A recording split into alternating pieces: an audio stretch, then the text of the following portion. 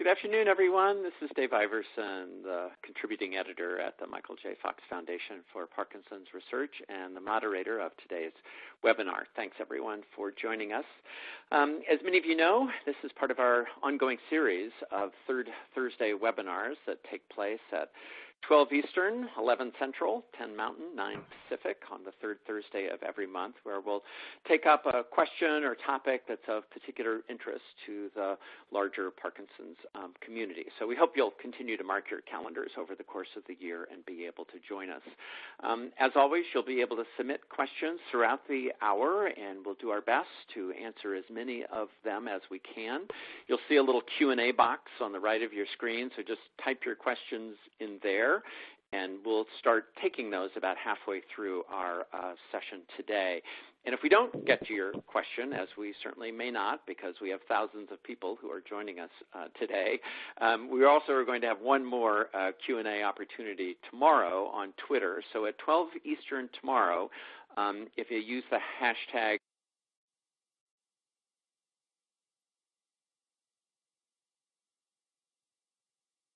FoxPD Chat, we'll continue this conversation on complementary and alternative medicine. Dr. Rachel Dolan from the Foundation staff will be online during that time, and we'll be able to take more of your questions then. And then last, before we get started, just two other quick notes. The slides from today's webinar are available for you to download.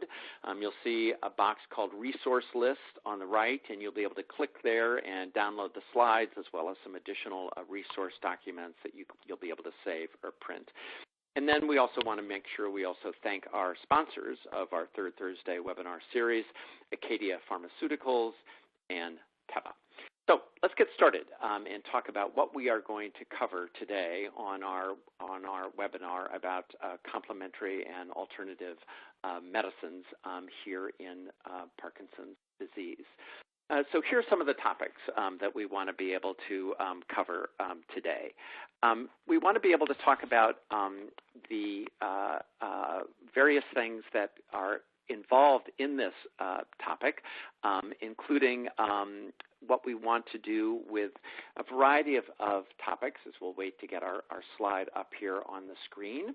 Here are the things that we're going to be covering today. So what do we actually mean by this name of complementary and alternative medicine? What's involved in that? What are some of the practices that can help manage Parkinson's symptoms outside of the normal ones that we think of more of a pharmaceutical orientation?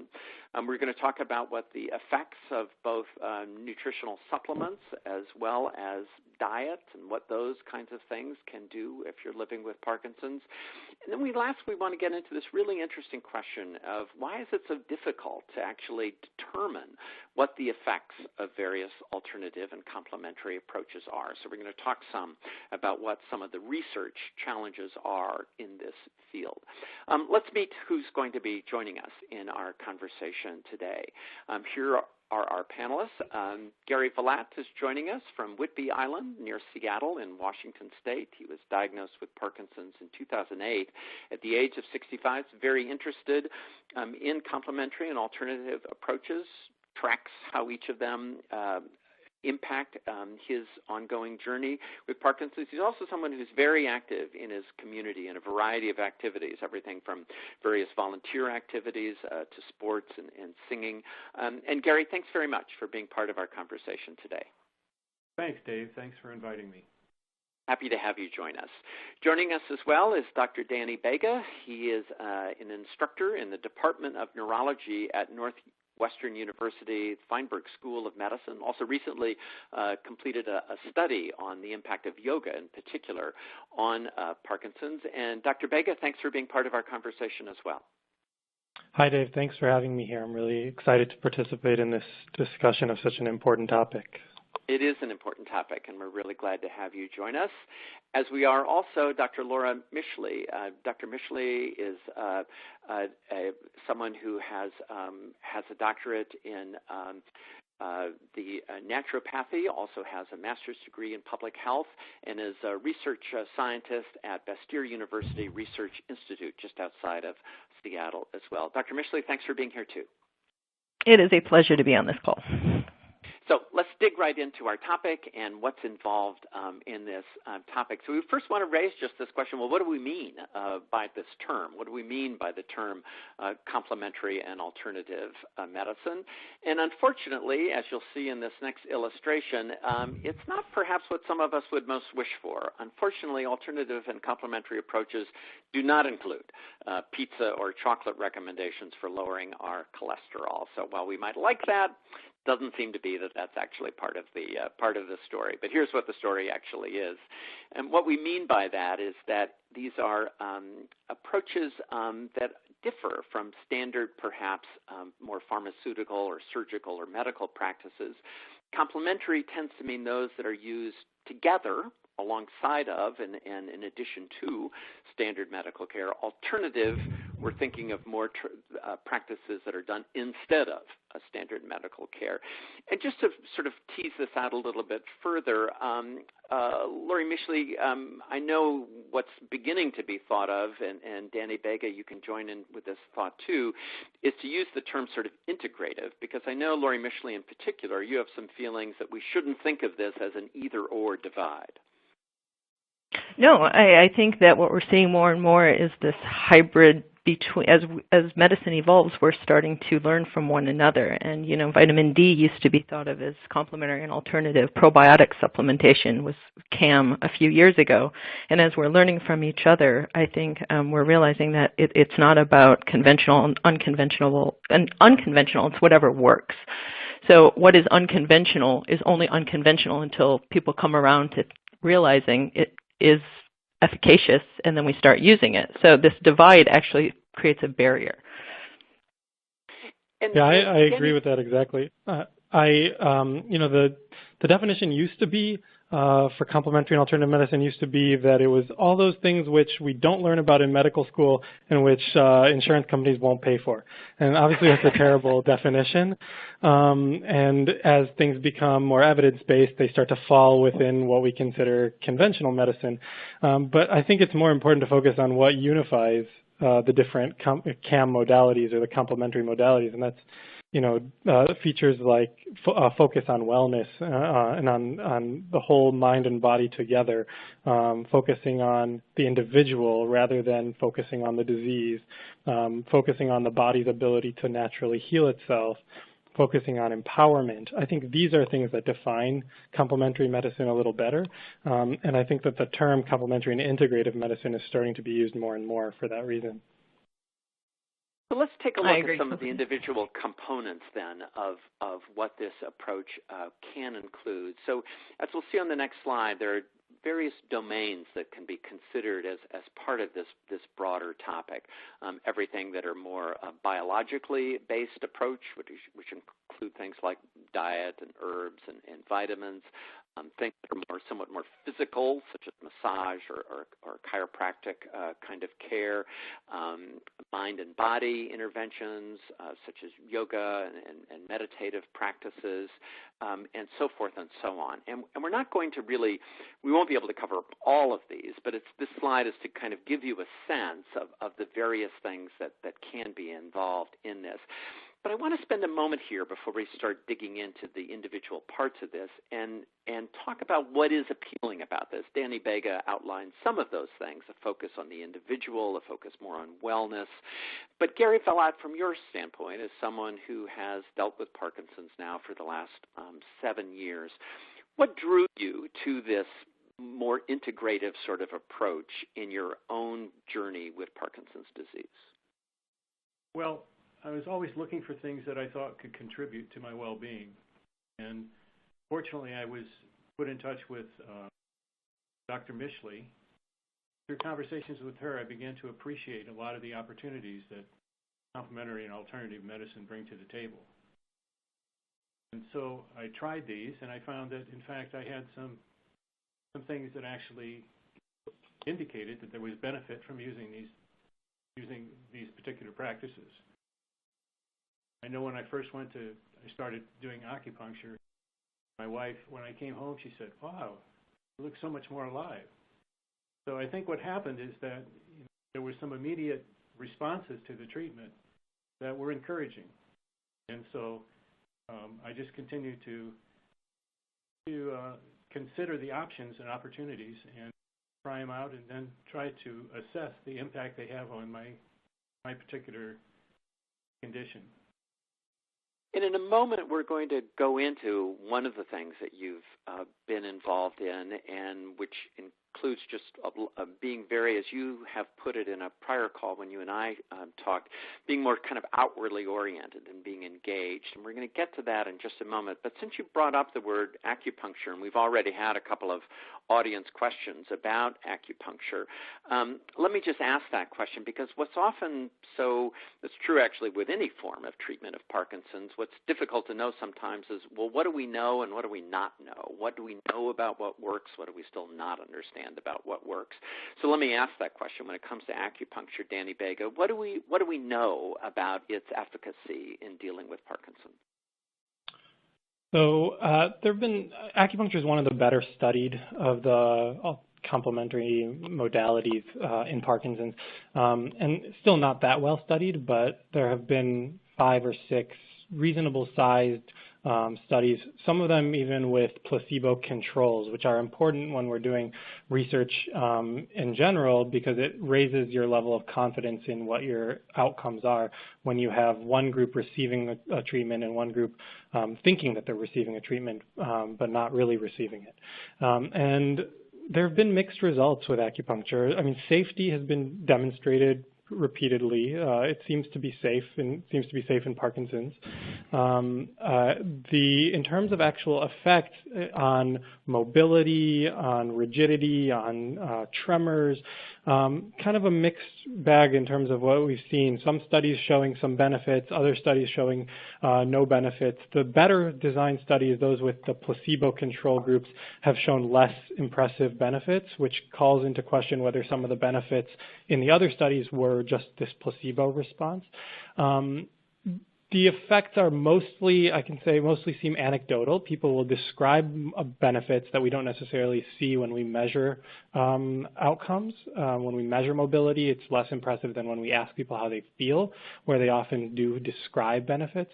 And so that calls into question whether whether our measures are good enough to capture the benefits that people are getting from the acupuncture. But most of what I've seen is short-term benefits. I haven't seen anything looking at long-term effects of people getting acupuncture, if that actually makes a difference in terms of their disease course. I have seen reports of short-term benefits after the acupuncture is done. Yeah, and Gary Valid, what would you add to that from your own personal experience in terms of what you've at least sensed have been the benefits of acupuncture? Well, I was fortunate enough to be put in touch with Dr. James McNamus at Oregon State University. And he works for a company called APDM, which has motion detectors, motion sensors. And I've been wearing a device for almost 2 years now, recording all the movements of my body.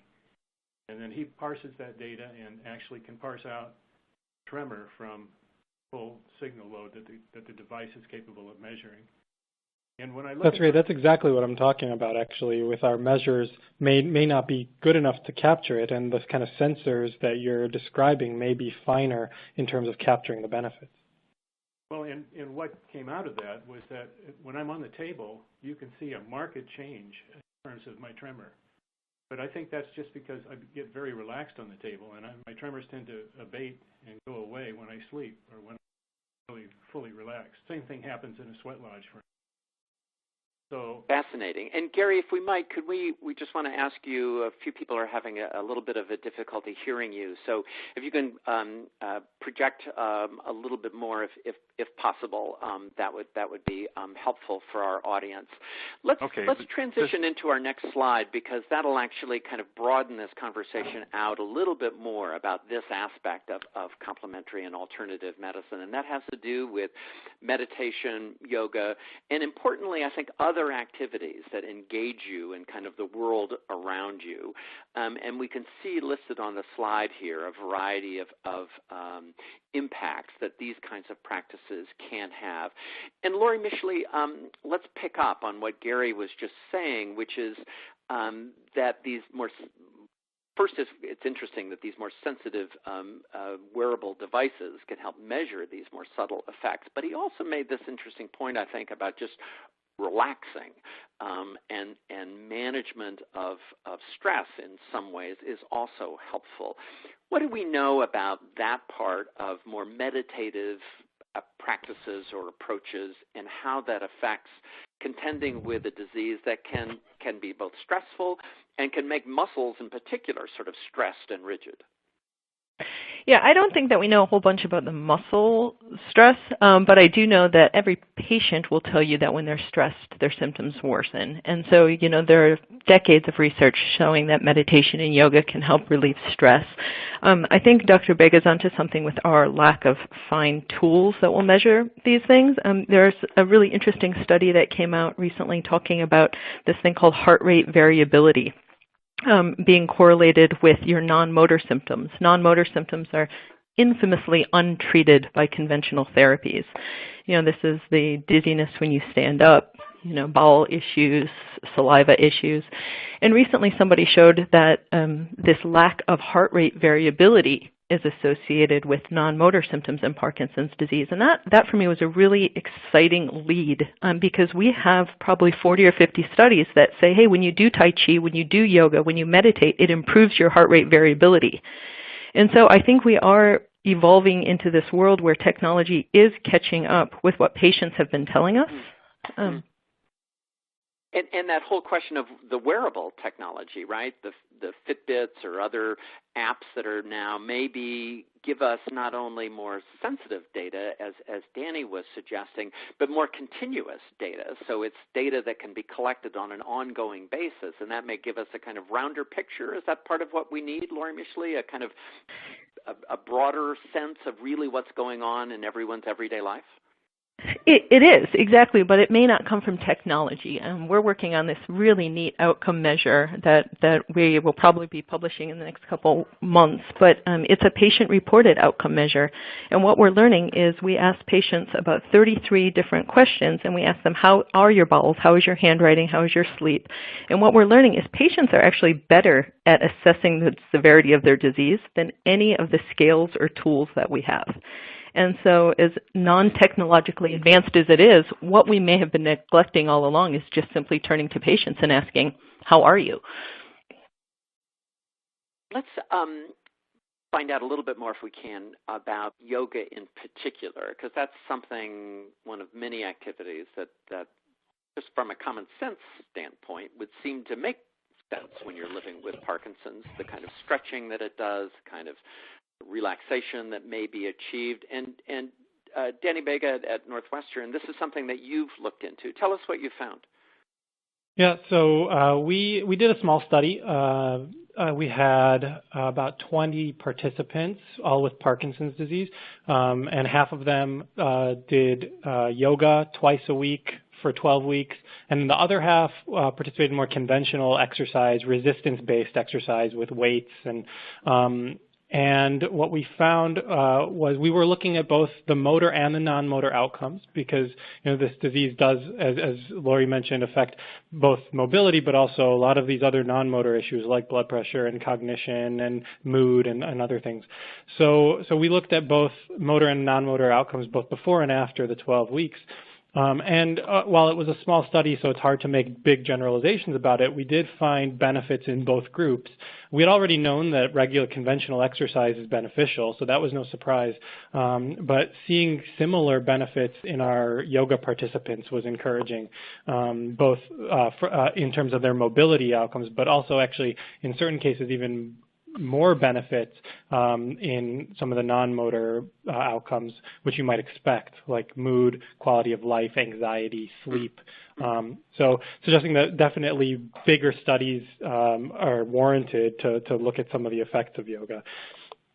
And Danny Bega, Deborah is raising a question, and we're going to get to more of your questions in about 10 minutes, but I'll slip this one in right now because it's on point, which is, does it have to be a particular kind of yoga for people with Parkinson's?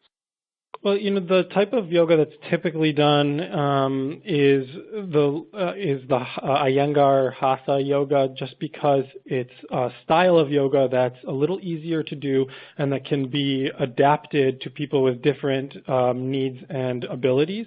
You can use props, you can use chairs, and so it's a little bit more suitable. Not that that's necessarily the best kind, but it's just a little easier to use. The one kind of yoga that I think probably should not be used is the hot yoga.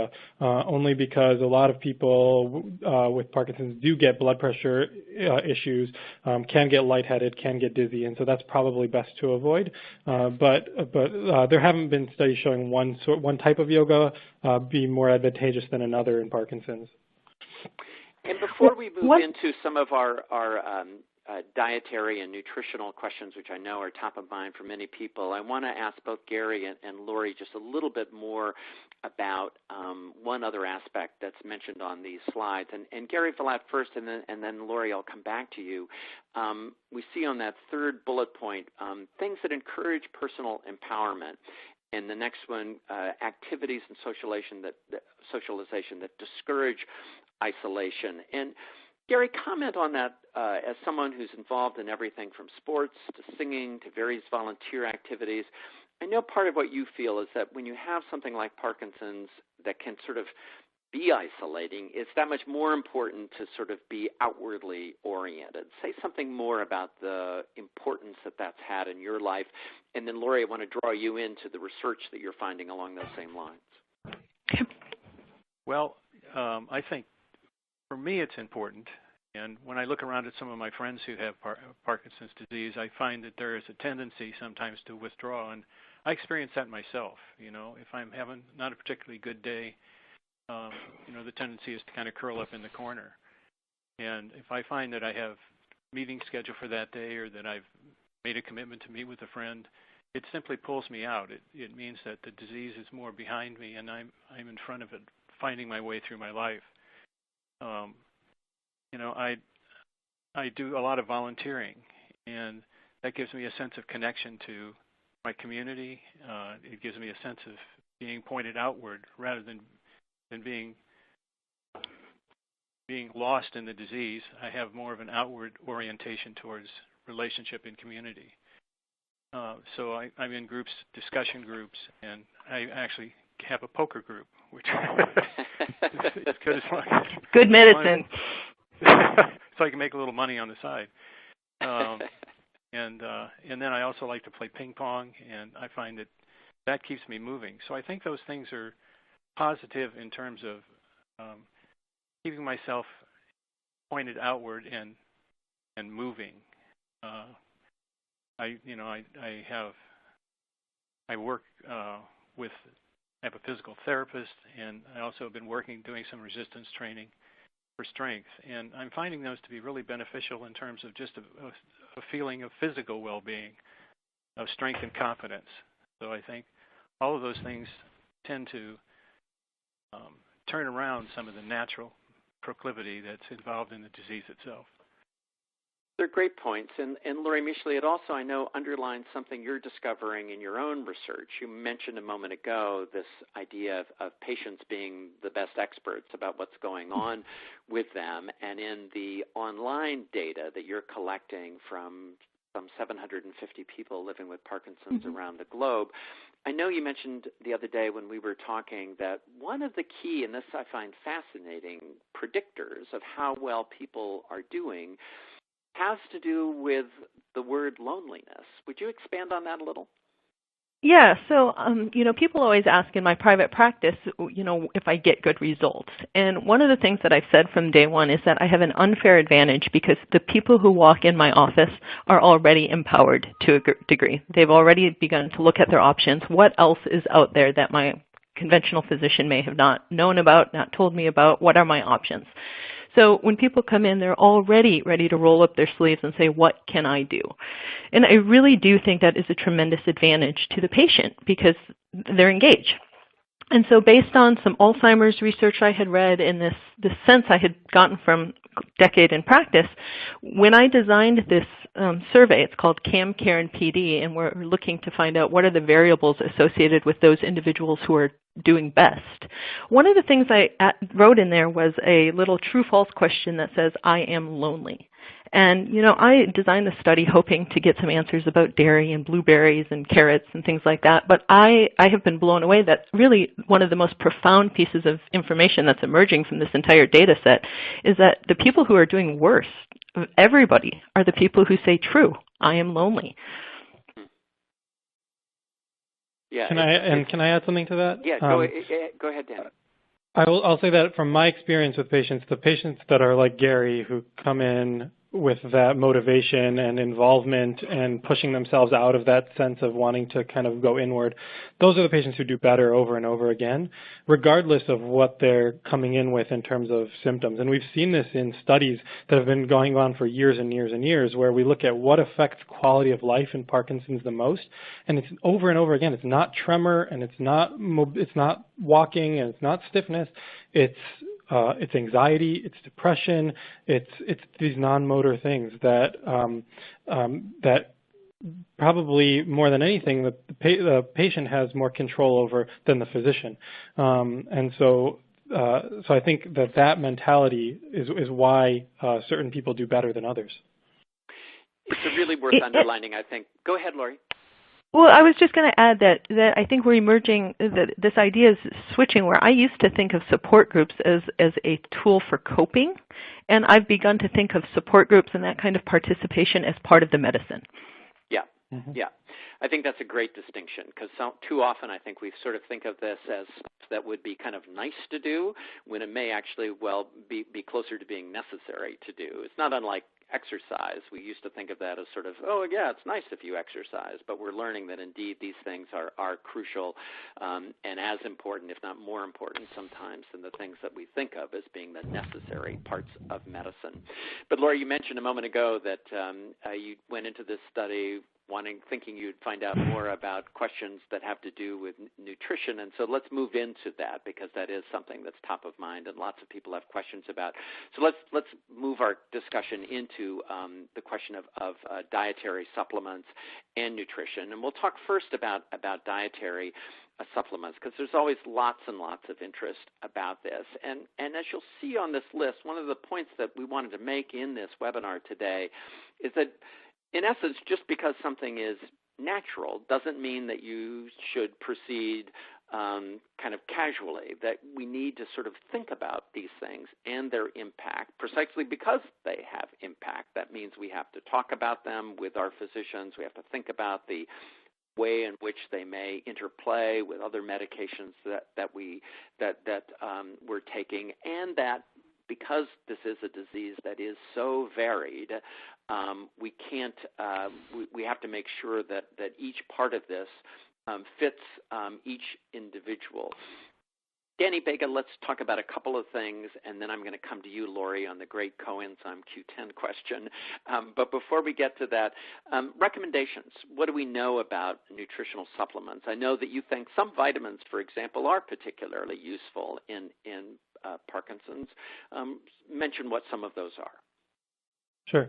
So I think from a standpoint of what do we know from actual evidence, we know very little, actually. We have a reasonable amount of animal data showing that certain things like spices, like turmeric, maybe potentially slow down the deterioration in the cells in animals, in rats, in mice that have Parkinson's.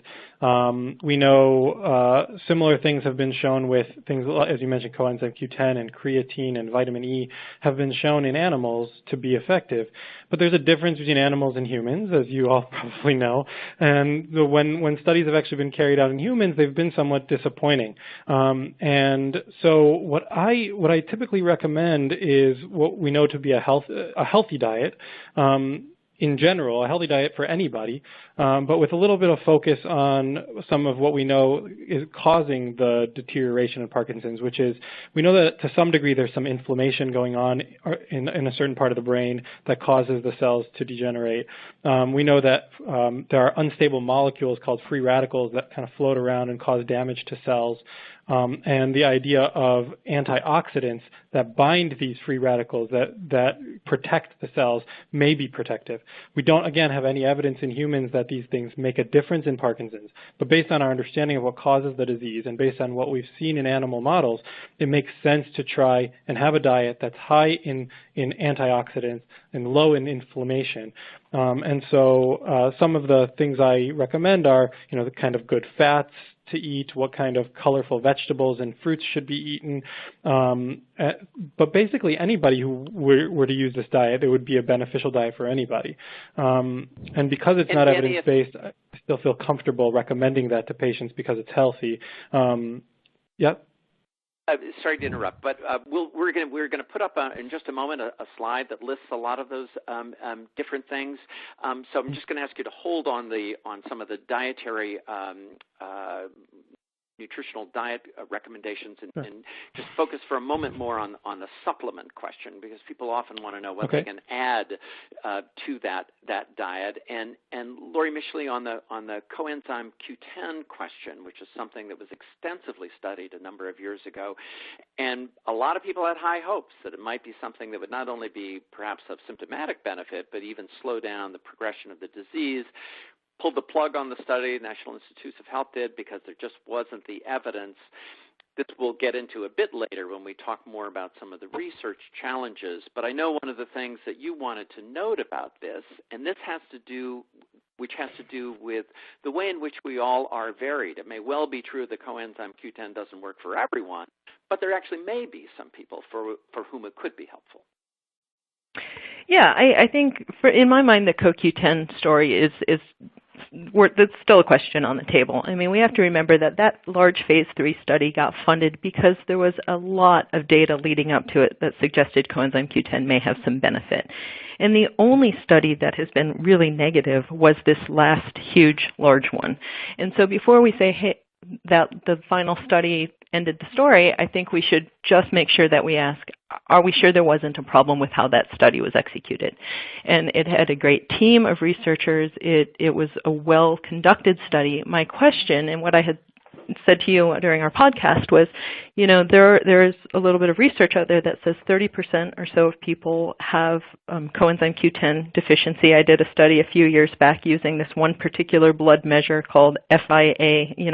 It's a functional measure of coenzyme Q10 deficiency. It's how we measure a lot of nutrients in research.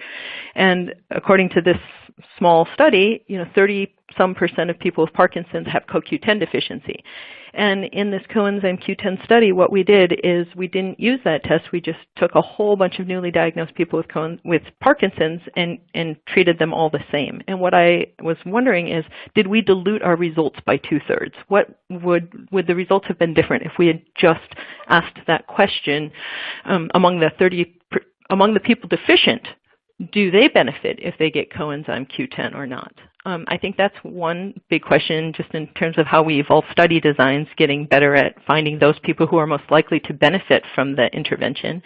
And then along the same lines, I think that when you step back, it's not just an issue for nutrients, but everything that we have attempted to study for disease modification has failed the way we're doing studies. And this is a big conversation happening, among researchers. But one of the things that we do is we restrict disease modification trials to people who are not on dopamine. And it is a convenient way to interpret the study. When being on different medications certainly muddies the waters and it makes it harder to interpret the study. But if we know that the brain needs dopamine to function and we know that people aren't getting enough, it doesn't make a lot of sense to continue to restrict people's access to something we know they need and then give them something else and see if it makes everything better. So I think what I would love to see as we get better at doing research, whether it's for complementary and alternative medicine or conventional therapies, are study designs that are more pragmatic. I mean, 80-90% of people with Parkinson's are using dopaminergic therapies. If we're going to study something and ask, hey, can this make a difference in your course? It would be nice to study people who are study a population that is reflective of the people we're trying to help. And I have this analogy I use about, having a couple leaky holes in the bottom of the boat. If we're going to make a big difference, we have to plug them all. We can't just plug one and see if it stops the problem. And so I think of the dopamine hole as one major deficiency. Maybe the CoQ10 is another hole. Maybe there are a couple others. But as we get into this holistic, integrative approach to medicine, I do look forward to a day in research where we plug all the holes in the bottom of the boat and ask, did that help? Right, and I think as important is this question you're raising, which is it may not just be one question, what would slow disease progression? It may be that what slows in Gary Valad is a different question than what slows disease progression in Dave Iverson versus the 2,000 people who are dialing into this webinar today, because each of us may be deficient in one area and something that might supplement that would slow disease progression in our case, though not necessarily in the person next to us with Parkinson's, just because, as we know, it's such a varied disease. Let's push on to our next slide, if we might, and we'll talk a little bit more about dietary questions and start feeding in the various questions that you've raised as well. So if we can take a look at the next slide that spells out the various things that have to do with our diets, we can start digging into a little bit more information about that. So we see a big list here of all kinds of things, and Gary Valad, Danny Bega has already mentioned the importance of antioxidants and anti-inflammatory foods. Before, Danny, we get to go through a few more of these, I want to bring Gary Valad back into our conversation and just ask for his sort of personal experience with this. Have you found, Gary, that modifying your diet in a particular way has been helpful in the way in which you've dealt with Parkinson's? Well, that's kind of a difficult question, because there are a lot of factors that enter in, and it's sometimes hard to tease them apart to figure out which one is the most responsible agent. I certainly try to pay attention to these things like diet. We eat local organic greens and vegetables. I don't think there's anything there that's going to damage me or exacerbate my condition. I have a no gluten diet, and that's out of curiosity, because I think there's some good information out that I've read leads me to believe that could be efficacious. I also try to reduce sugar in my diet. Those things seem to be generally accepted beneficial things, whether I have Parkinson's or not. It's good to not have a lot of sugar in my diet, for instance. And it's good to have some antioxidants in my supplement list. I've been doing glutathione for about 4 years, and even though I can't compare it, I can't really establish that there's hard results for me. I think there's research that Lori's doing that would speak more to that. But it's something that I include in my day-to-day practice because I think there's promise. It is an antioxidant, and I can't find that there's any deleterious effects from it. Well, this is an area where I think it is really hard to tease out, what's having an impact and what isn't. And as you're both suggesting, both you and Danny Bega are suggesting, there may be some things that are just sort of good general practice, whether you have Parkinson's or not. But let's get a little more detail on some of the things that are listed. We'll come back to glutathione in a moment. But you've mentioned, Danny Bega, a couple of things that are helpful: antioxidants, anti-inflammatory foods. Talk a little bit about the not so helpful things. Gary just mentioned sugar in particular and dairy. Why are those things that potentially, at least, people with Parkinson's might well have a more cautionary relationship to? Sure. Well, again, it's not necessarily just people with Parkinson's. It's pretty much everybody should really stay away from, simple carbohydrates that are basically sugars like bagels and pasta and desserts and hydrogenated oils and red meat. All of these things are pro-inflammatory. I mean, we know that these foods produce inflammation in our bodies, and what we don't know is whether that translates to the inflammation that causes the damage in Parkinson's. Although one could easily make that leap, it would make sense. We don't have that data. But it makes sense to reduce that by avoiding those foods in case that does impact the inflammation in the brain as well. I think it also improves energy level. Just having a healthier diet that avoids those foods will improve energy, and low energy and fatigue is a big problem in Parkinson's as well. And so I think that translates to feeling better also. You mentioned dairy. I would just say not all dairy is bad. certainly, high-fat dairy can be more inflammatory. Some dairy, is useful because it has vitamin D in it for bone health is important, especially if in terms of fall risk and fractures. So having some dairy in the diet is good, but maybe not just the high-fat dairy. And Lori Mishley, Gary mentioned glutathione, which I've heard kind of both things about, that it can be useful, others saying really there's no evidence to suggest that. Where do you come down on that? Well, can I say something about the diet before we move on to the glutathione topic? I just want to draw a distinction between the research that we know. There have been about 5, 6, 7 studies that really look at tens of thousands of people and ask, are there any dietary factors that increase your risk of developing Parkinson's? Which I realize is a very different question as from does it shape progression. But we do know that, fruits, vegetables, beans are very protective, fish is protective, and there have been 5 studies now that say, are there any foods people eat in adulthood that increase your risk of developing Parkinson's? And all of those studies have identified dairy, not yogurt. Yogurt has not been associated with an increased risk, but especially the creams and milks do seem to increase risk. And that doesn't mean once you already have Parkinson's that it's going to accelerate your disease, but it does beg the question, is there an environmental issue there? Is it the pesticides in the milk? Is there something in the dairy? Is it doing something to our guts? So, and then, in terms of this idea of nutrient density, I think the other thing I just want to make sure that we talk about is that, Dr. Bega mentioned the antioxidants and the fiber. I think that's all really important, but we cannot understate the importance of the intestinal microbiome. We are now realizing, 80+% of the immune system function is controlled by the bugs in our intestine. And I think what we're realizing is the more plant-based foods you feed those bugs, the healthier the strains of organisms that grow and the better your long-term immune system function.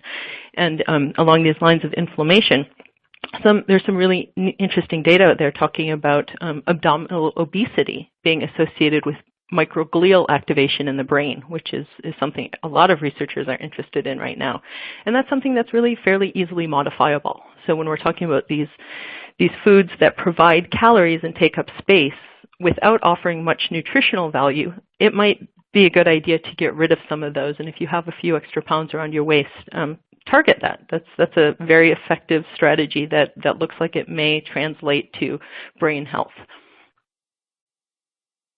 All good points, and as always, difficult sometimes to tease out what's causation and what's association with some of these things. I'm reminded of the fact that, caffeine or certain other things that people who smoke are also associated with less likelihood of getting Parkinson's, but for obvious reasons, some of those things can be problematic too.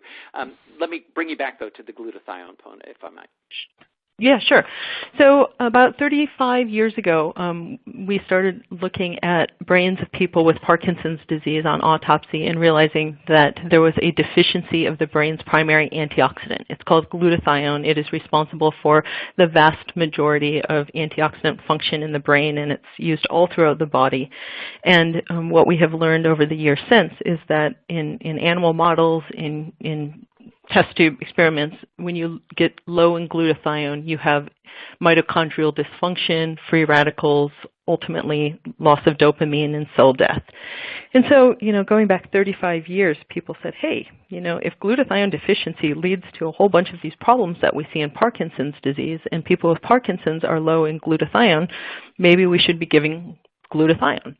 The problem with that is that it is not orally available. So it has not been that easy to augment glutathione and do these studies and trials. In '96, some Italian researchers did a very small unblinded study with maybe 9 or 10 people, and they gave intravenous glutathione twice a day for 30 days, and they reported a 42% reduction in Parkinson's symptoms at the end of the trial, and they said that those benefits lasted for a couple months after the trial was over. What's really interesting is if you pull that original study, they actually compared it to levodopa, and glutathione had as good, if not better, improvement in Parkinsonian tremor using what they were calling a tremogram, one of these motion sensors. And so nobody really followed up on it much after 96, and then David Perlmutter started popularizing this online and posting YouTube videos of him giving IV glutathione to patients who were getting quite a bit better very quickly, and that created a lot of demand among patients for glutathione. And so Dr. Hauser and David Perlmutter and a crew in Florida published a very small pilot trial of intravenous glutathione a couple years ago, I think 2009, where they gave IV glutathione 3 times a week. And they concluded it was safe, it was tolerable, more research should be done, and there may have been a small therapeutic effect, a symptomatic effect.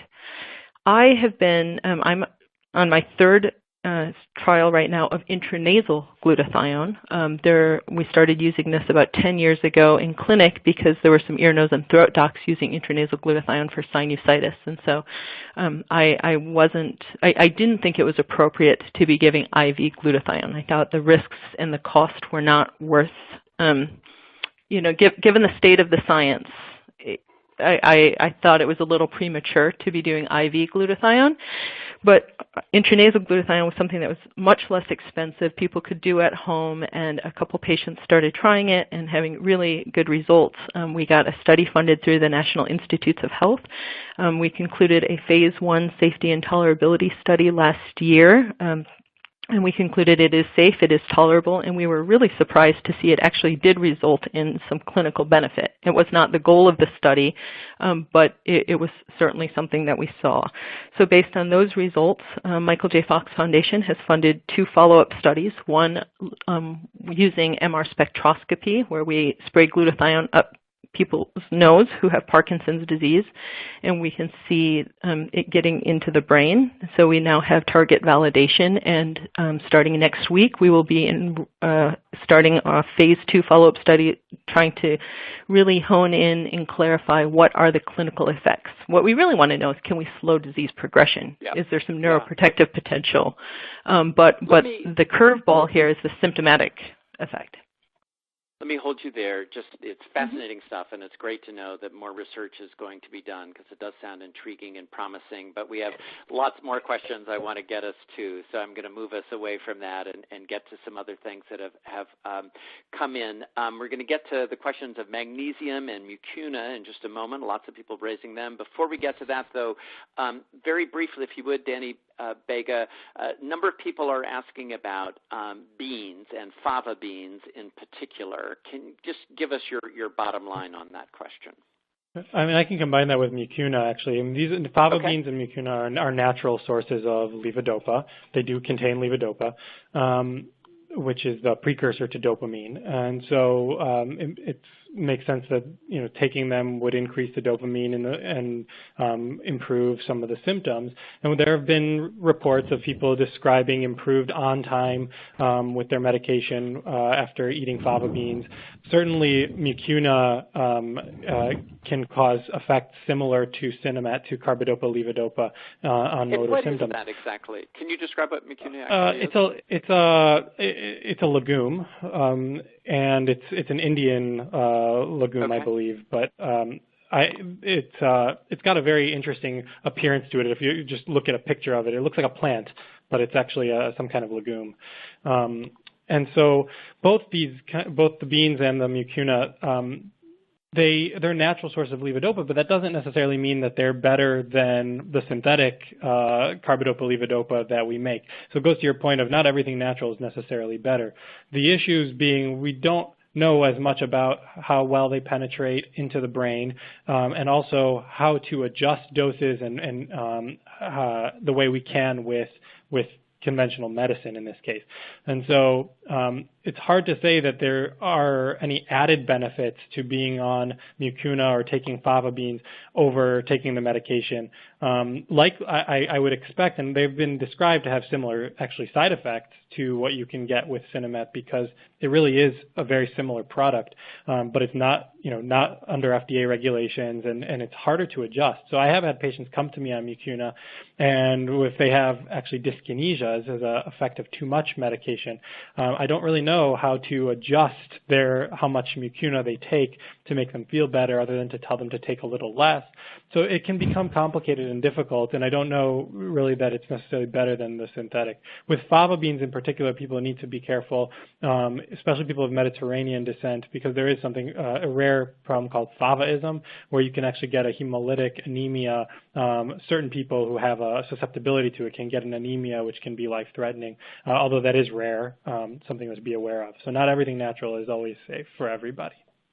And is that also the case that a lot of people are also raising the question, Danny Vega, about marijuana, which, again, I think there's interest in the research community about what might be beneficial within marijuana, but it's also something where it's hard to tease out what the specific part of marijuana might be that's of benefit. And the dosage question is also really a tricky one, right?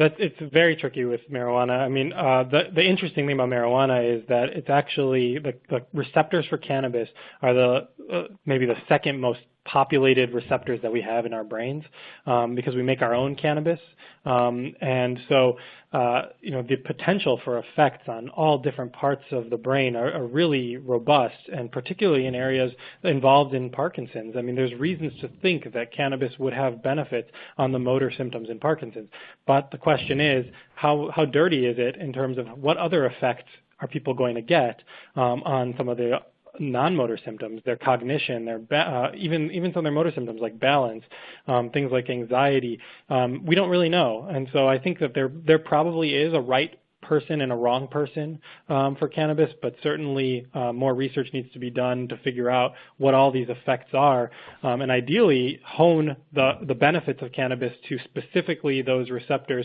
where we think that they would be beneficial, without the side effects that you would get from all the other receptors that we have for cannabis in our brains.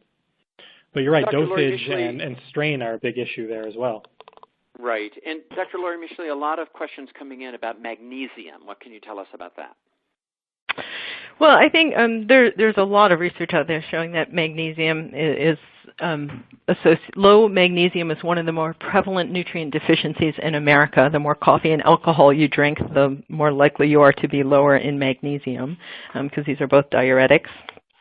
So I have, in my experience, found a lot of people to say that magnesium will help leg cramps and things like that. This is a bit of a curveball, but even more important than magnesium, but they act very similarly in the brain, is lithium. One of the areas that I do research in is this idea of lithium deficiency. And lithium is an essential nutrient. It is not on the FDA list of required elements. We think of it as something we give very large doses for people with mental illness. But in reality, the human body does need to get a few milligrams a day from lithium in their food. And that is something that I have found to be quite helpful for patients with leg cramps and things like that. And it doesn't need to be high doses at all. 5, 20 milligrams can make a huge difference. Questions about coconut oil and oils in general. What do we know, if anything, about that? Lori Micheley? I think this is back to that nutrient density question and the breads and pastas and gluten thing. And I think what we're learning is that Parkinson's may, in fact, be in part a metabolic disease. About 4 or 5 years ago, we started referring to Alzheimer's disease as type 3 diabetes, as we started to realize that in Alzheimer's, the brain is simply not doing a good job effectively turning glucose to energy. And I think there's an emerging body of literature in Parkinson's disease that is saying the exact same thing, that when you give the body a whole bunch of carbs, it does not efficiently turn that to fuel. And if you reduce the carbohydrates and increase the healthy fats and proteins, that the brain becomes much more productive in terms of energy metabolism. So I don't think we have any official data on coconut oil, but I do think that this idea of reducing carbohydrates and increasing good healthy fats and proteins is probably a good strategy. And Danny Baker, review again for us what healthy fats are and what kind of oils and fats are the better ones to have? Yeah, I mean, I generally consider coconut oil and olive oil to be the better oils because they're richer in the omega-3 fatty acids and the phenols, which have antioxidant activity to them. So things like nuts and avocado, and then certainly fish like salmon and that have omega-3 fatty acids in them. These are the good oils. The bad oils are those partially hydrogenated oils. Those are the inflammation-producing oils.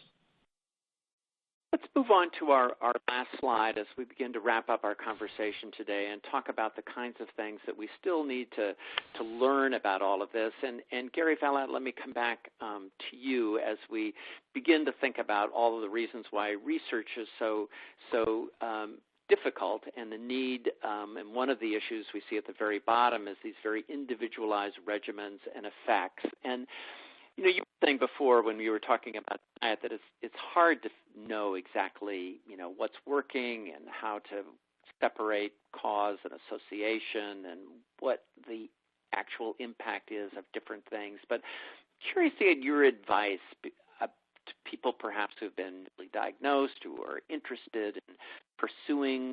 How do you go about tracking this? Because I know one thing you do is you really try to keep track of what's going on with you, and that seems like an important part of the research puzzle, just from a patient point of view, is figuring out how your body is responding. How do you track those things, and what would you suggest that others living with do in order to begin to figure out what works best? Well, at the very beginning, before I started taking the carbidopa-levodopa, I kept track of my symptoms, and I had 12 or 13 different items that were on that list. I would check in every week or two, and then when I started to take carbidopa-levodopa, I could see very clearly that there was a significant and recognizable benefit. So I think personal logs, just trying to write down, Dr. Mishley has given me some forms that she uses, which are on half-hour intervals, and you just pick a scale from 1 to 10, and you identify a particular target symptom that you want to keep track of. I think the motion detector that I've been using gives you hard data, and I kind of like that, because if I can keep track on my personal, I keep a log that shows what time of the day that those things happen. So, I understand that there's apps now for cell phones that can measure your movement. I'm not sure that it's able to actually parse out what are the tremors from other body movements. But I just happen to have a proclivity towards data, and I like being able to look at it. But I will have to confess that I find it very difficult to subjectively evaluate my condition. If you were to ask me, are your tremors worse this week than they were last week, I'd have a very hard time answering that question. So if I can come up with some kind of measure that at least gives me an estimated thing,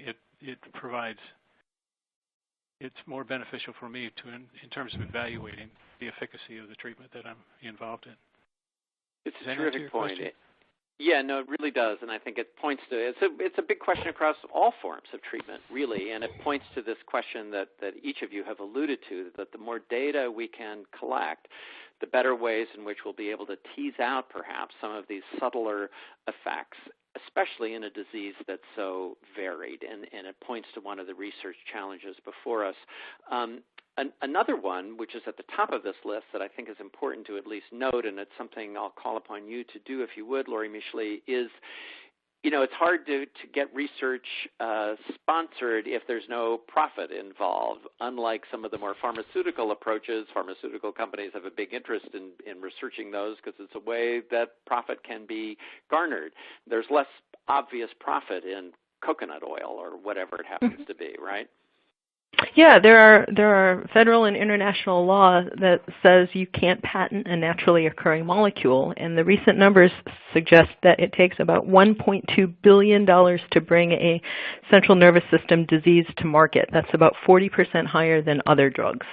And so if you can't patent your therapeutic, you have no reason to invest that kind of money. You won't see a return on investment. And it's just one of the things we have to contend with. We have to rely on foundations and National Institutes of Health and funding like that in order to move this forward. And Danny Vega, as we bring our hour to a close, and then I'll go to you for a last thought, Gary Vallet, where would you like to see this field go next? What is it that you would like to see us concentrate, I guess, in the research community so that we have that much more data to support some of these, I will call them, I guess, additional approaches to living with Parkinson's? Yeah, I think this is clearly such an interesting and important area because patients are demanding answers, and they really, patients are demanding better treatment options and more options. And physicians, first of all, need to be more open-minded in general, because there's a lot of resistance is just based on lack of knowledge. And like I said at the very beginning, these are a lot of things that we don't learn about in medical school. And so when we don't know something, we tend to automatically not invest our time and our energy into it. So time and energy on the side of physicians and researchers needs to be there, and it has been growing over the years. But then, organizations like Michael J. Fox and other organizations that fund this kind of research are around, and also the National Institute of Health does have a group funding some of this sort of research. But we need better studies. I mean, the one way to turn the heads of more doctors and researchers is to actually have studies that are well designed, as well designed as with conventional medicines, and we really are lacking in that. And that means particularly really good placebo controls, because a lot of people will say, oh, well, of course going and doing yoga or doing Tai Chi or doing anything is going to be beneficial, because doing anything is better than doing nothing. So how do we know that this particular intervention actually does something? So you really need well-designed trials by people who understand how to design trials before people will really turn their heads and understand what's going on. And as we wrap things up, I just want to come back to you, Gary Vallet, for a last word about you're someone who does a lot. You're involved in a lot of things. And while on the one hand that may make it difficult to tease out, which it is that's actually making the biggest difference, would you say in the end that that's what is central to living well with this disease, is to be engaged, is to be involved, is to take an active interest in what works best for you? Yeah, well, I would like to say that I think that that's important, but everybody, people are different, and the disease presents itself differently in different individuals. So I think, from my point of view, I'd be reluctant to say that try this regimen and you'll definitely see results. I know for myself that having that sort of outward point is important, and that my own involvement in community, although sometimes it gets out of hand, I get a little carried away, and my wife helps me come back down to earth. So I think it's really important to have a good caregiver involved. That certainly is an important piece for me, and to look for opportunities in community where I can be of service, or I can find involvement that matches my particular talents, and, where there's a need. So yeah, I tend to believe that exercise, that sports for me, ping pong. I changed the kind of sports that I'm doing, but the meditation is an important piece of the practice. So all of those things are beneficial, and I tend to think they'd be beneficial for others, but I'd be reluctant to encourage anybody. I'd say talk to your healthcare provider and work out a program. Well put. And Gary Vallet, thanks for being a great example and role model for many of us to follow in the way in which you have approached this. I want to thank not only Gary, but Drs. Vega and Mishley for their participation in our webinar today. We'll be sending a link to the webinar so that you can listen again and share this with others. We'll also be sending out a survey link in that email so that you can give us your feedback so that we can continue to craft and improve our presentations in the future. And again, you'll be able to download these slides and some additional background information, including guidelines in terms of diet and nutrition, which we hope you'll find helpful as well. Please mark your calendars for our next Third Thursday webinar, which will be on June the 18th at 12 Eastern. We're going to be taking up the topic of speech and swallowing and how that's impacted by Parkinson's disease. That's June the 8th. 14th. And again, tomorrow on Twitter, you can join us at the hashtag FoxPDChat if you'd like to pursue this topic further. That's all for today. Thanks, everyone, for joining us. I'm Dave Iverson.